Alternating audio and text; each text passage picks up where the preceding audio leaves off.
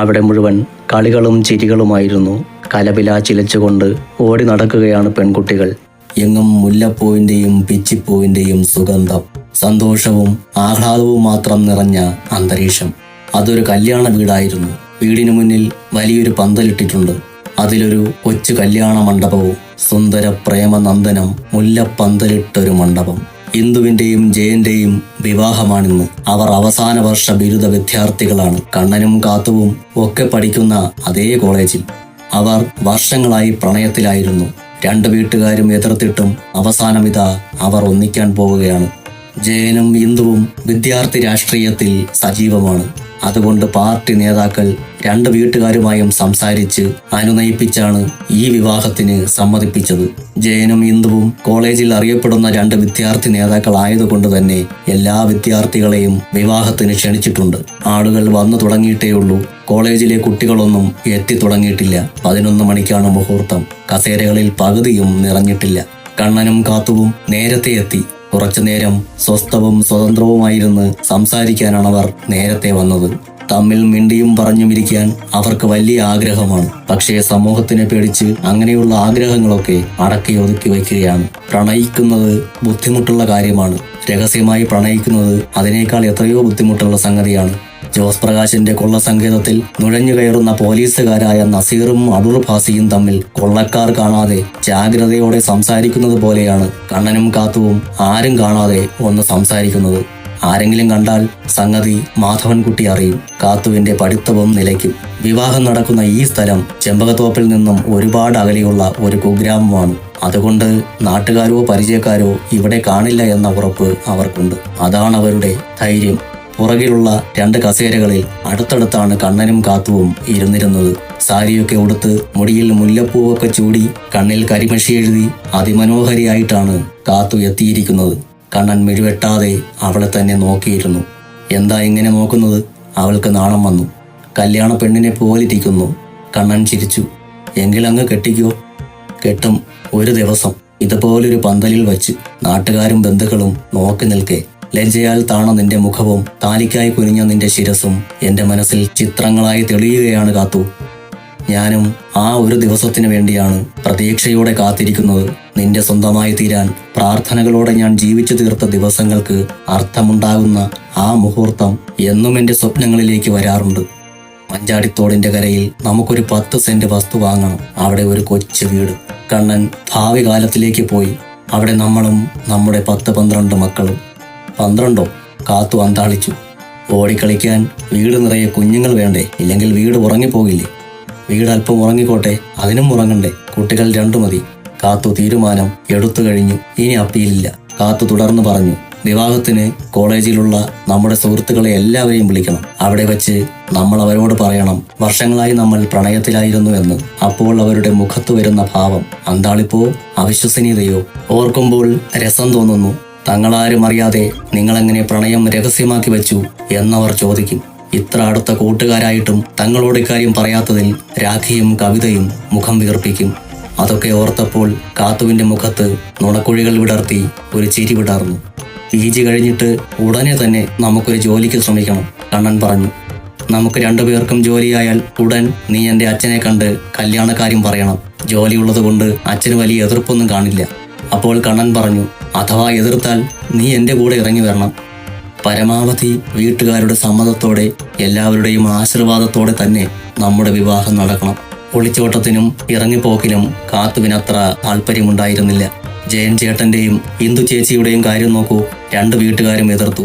ആദ്യം എതിർത്തത് പ്രണയ വിവാഹത്തിനോട് യോജിപ്പില്ലാത്തത് കൊണ്ട്. അപ്പോ പാർട്ടിക്കാർ ഇടപെട്ട് വീട്ടുകാരെ സമ്മതിപ്പിച്ചു. രണ്ടാമത് ജാതകം ചേരില്ല എന്ന് പറഞ്ഞായി ഉടക്ക്. ഉടനെ ജയൻ ചേട്ടൻ ഇന്ദു ചേച്ചിയെ വിളിച്ചിറക്കി കൊണ്ടുവന്നു. അപ്പോ 2 വീട്ടുകാരും പരാജയം സമ്മതിച്ച് പിറകെ ചെന്നു. അതുപോലെ നമ്മളും ചെയ്താൽ നിന്റെ അച്ഛനും ബന്ധുക്കളും കല്യാണം നടത്തിത്തരാമെന്ന് പറഞ്ഞ് നമ്മുടെ പിറകെ വരും. കാത്തുമൂളി. അവൾ ആലോചനയിലായിരുന്നു. ജയൻ ചേട്ടന്റെയും ഇന്ദു ചേച്ചിയുടെയും കാര്യത്തിൽ എനിക്ക് പേടിയുണ്ട്. എന്തിന്? അവരുടെ ജാതകങ്ങൾ തമ്മിൽ ചേർച്ചയില്ലല്ലോ. എന്തെങ്കിലും ആപത്ത് സംഭവിക്കുമോ? ഈ ജാതകത്തിലും പൊരുത്തങ്ങളിലുമൊക്കെ ചില സത്യങ്ങളുണ്ട്. എന്തൊക്കെയാ നീ പറയുന്നത്? നിനക്ക് അമിതമായ ദൈവഭക്തി മാത്രമേ ഉള്ളൂ എന്നാ ഞാൻ വിചാരിച്ചത്. ഇതിപ്പോ അന്ധവിശ്വാസവുമുണ്ടല്ലോ. കണ്ണൻ അവളെ കളിയാക്കി. നമ്മുടെ ജീവിതത്തിലേക്ക് കടന്നു വരാത്തിടത്തോളം കാലം ഇതൊക്കെ അന്ധവിശ്വാസങ്ങളാണ്. അപ്പോ നമ്മുടെ ജാതകങ്ങൾ തമ്മിൽ ചേർന്നില്ലെങ്കിൽ?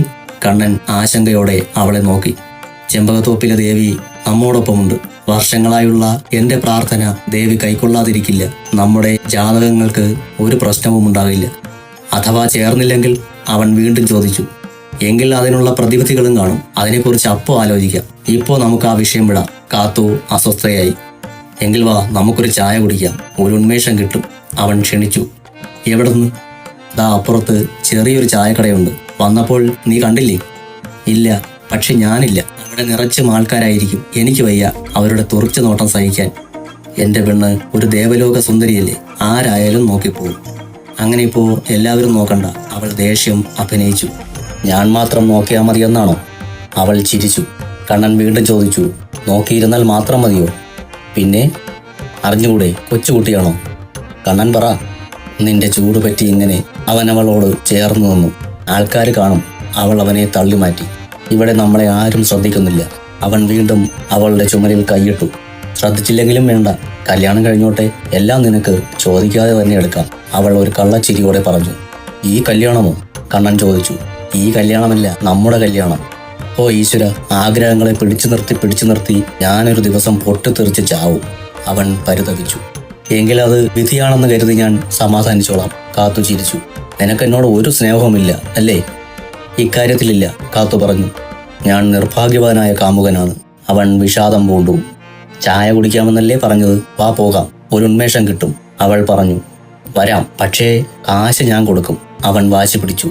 കാശല്ലേ? ആ കൊടുത്തോ, ആർക്കാ എതിർപ്പ്? അവർ കൈകൾ കോർത്തു പിടിച്ച് പുറത്തേക്ക് നടന്നു. അപ്പോൾ അവർക്ക് അപരിചിതനായ ഒരാൾ അവരറിയാതെ അവരെ തന്നെ സസൂക്ഷ്മം വീക്ഷിച്ചു നിൽപ്പുണ്ടായിരുന്നു.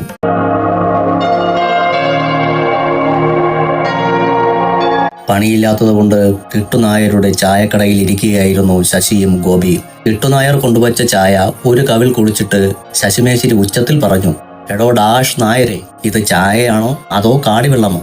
ചീത്ത വിളിക്കാനുള്ള ഒരവസരവും ശശിമേശ്വരി പാഴാക്കാറില്ലല്ലോ. ചായക്കെന്താ? ആകാംക്ഷാപൂർവം കിട്ടുനായർ കാര്യം തിരക്കി. ചായക്ക് വീണ്ടും ചീത്ത. പിന്നെ മേശ്ശേരി കാര്യം പറഞ്ഞു. ചൂടില്ല. നീ ഇരുന്ന് ചൂടായാൽ ചായ ചൂടാവില്ലല്ലോ. നീ ശാന്തനാവൂ, കുമാരേട്ടൻ ശശിയെ ഉപദേശിച്ചു. ശശിമേശ്വരിക്ക് തൊട്ടതിനും പിടിച്ചതിനുമൊക്കെ ദേഷ്യമാണ്. അനിയൻ ഗോപി അല്പം ശാന്ത പ്രകൃതിയാണ്. ഇരുവരും ഇന്നാട്ടുകാരല്ല, വടക്ക് നിന്ന് പണിക്കായി വന്നതാണ്. സ്ഥലം ഇഷ്ടപ്പെട്ടതുകൊണ്ട് അവർ ഇവിടെ അങ്ങ് കൂടി. ഇരുവർക്കും ബന്ധുക്കൾ ആരെങ്കിലും ഉള്ളതായി നാട്ടുകാർക്കറിവില്ല. ശശിമേശ്വരിക്ക് 45ഉം ഗോപിക്ക് 42ഉമാണ് പ്രായം.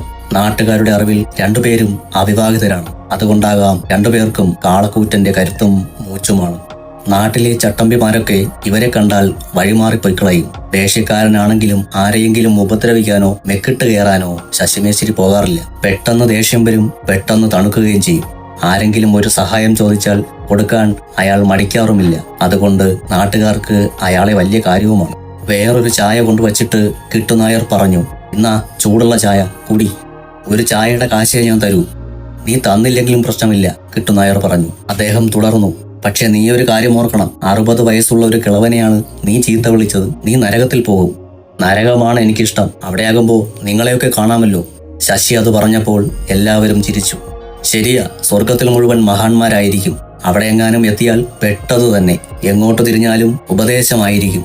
ഗിരീഷ് തന്റെ അഭിപ്രായം പങ്കുവച്ചു. ഞാൻ ഇടയ്ക്കിടയ്ക്ക് ഉപദേശിക്കുന്നത് ഇഷ്ടമാകുന്നില്ലല്ലേ? അതല്ലേ നീ ഇങ്ങനെ ഒരു പ്രസ്താവന ഇറക്കിയത്?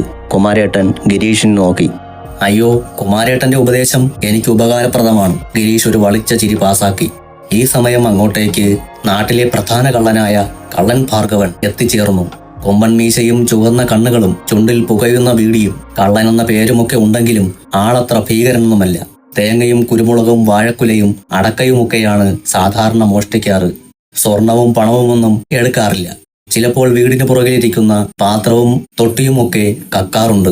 വർഷത്തിൽ 6 മാസമൊക്കെ ഭാർഗവൻ ജയിലിലായിരിക്കും. നീ ജയിലിൽ നിന്നിറങ്ങിയോ? കുമാരേട്ടൻ ചോദിച്ചു. ഇറങ്ങിയത് കൊണ്ടാണല്ലോ ഇപ്പോൾ ഇവിടെ നിൽക്കുന്നത്.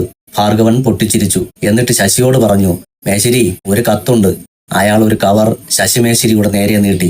നീ മോഷണമൊക്കെ നിർത്തി പോസ്റ്റ്മാന്റെ പണി തുടങ്ങിയോ? കിട്ടുനായർ ചോദിച്ചു. അതെങ്ങനെ നിർത്താൻ പറ്റുമോ? അതെന്റെ കുലത്തൊഴിലല്ലേ. ഇതാര് തന്നതാ? ശശിമേശ്ശേരി ഭാർഗവനോട് ചോദിച്ചു. ഭദ്രൻ. ഞങ്ങൾ ഒരു സെല്ലിലായിരുന്നു. കണ്ണനെ കുത്തിയ കേസ് ഉൾപ്പെടെ 10-20 കേസ് പോലീസ് ഭദ്രന്റെ തലയിൽ വച്ചു കൊടുത്തിട്ടുണ്ട്. ഭദ്രൻ എന്താണ് എഴുതിയിരിക്കുന്നത് എന്ന ആകാംക്ഷയോടെ ശശി ആ കവർ പൊട്ടിച്ച് അതിനുള്ളിലെ പേപ്പർ എടുത്ത് നിവർത്തി. അതിലെഴുതിയിരിക്കുന്ന കാര്യങ്ങൾ വായിച്ച ശശിമേശിയുടെ മുഖത്ത് ഒരു ഗൗരവം പടർന്നു.